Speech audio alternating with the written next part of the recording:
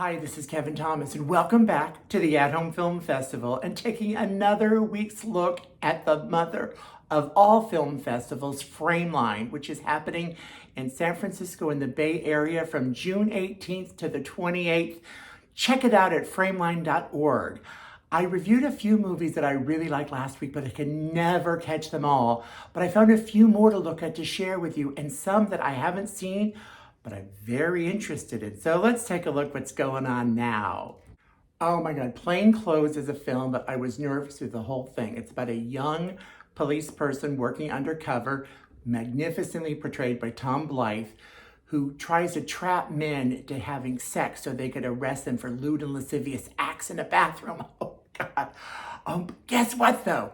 He's gay. Oh, wow. Keeping a secret just reminds us of all when we first had it come out. It's very tough to tell people because you never know how they're going to accept it. And in his job, people don't accept it. They arrest you. Wow. Check this film out. If you're a fan of movies like Before Sunrise and Weekend, this is your film. A night like this is very terrific. It takes place all in one evening where two guys meet up, hook up, hang out, become friends, become more than that, develop more serious relationships. Well photographed, well acted. Everything about this movie was on point. Check it out. Oh my God. Then we have the movie A Deeper Love, the story of Miss Peppermint. This is from a drag queen that has had so many trials and tribulations and changes in her life that it's such a great story. It took almost 10 years to film this. So they had thousands of hours of footage, but they were able to make a comprehensive, great movie in just 83 minutes. This movie is so hot off the presses that I don't even have a preview. I had to steal a clip of the film. But this is about Peppermint, who we may all remember as one of our OG drag queens. Then she transitioned. Then she won on RuPaul's Drag Race, or maybe not in that order. Then she became a Broadway star. Peppermint is an inspiration to so many of us. Oh, and then we get to see her chosen family, which we all have a chosen family. This movie is very terrific. I would not miss it if I were you. Another fun thing about this year's film festival, it has a lot of historic movies. Two of them are like porn, but 1970s porn is not like porn of today because it's mainly just naked men. So Pink Narcissus is one of them, which I have a clip here. There's also Meat Rack, which I couldn't find a clip. So let's just stick with this one representing both of them.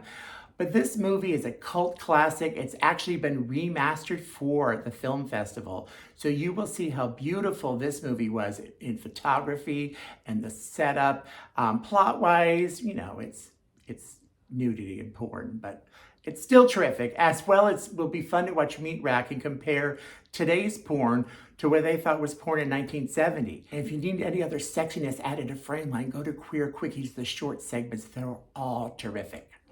Speaking of shorts, let's take a quick look at some of them. There's Budget Paradise, a Bay Area film about an artist that's just trying to find a place to paint. Clean Slate, a comedy short about two wannabe actors that kind of get mistaken for each other, which leads to not such comical conclusions. Another fun short is Munchies, which actually it doesn't have a funny plot about four friends getting together, smoke some weed, decide to go to the store because they got the munchies. But guess what? There's a robbery taking place, and yet it's still a comedy. The title alone made me want to see this movie. A bird hit my window and now I'm a lesbian. Oh, what a great animated short. The artistry here is so beautiful. And now for some movies I haven't seen, but wished I could have and should have and will.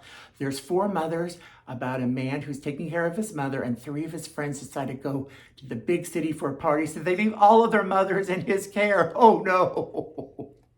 The festival opens with Jimpa, a three-generation gay story with John Lithgow as a grandfather, Olivia Colman, and then as their grandchild, there's a non-binary actor based upon a true story. Opening night.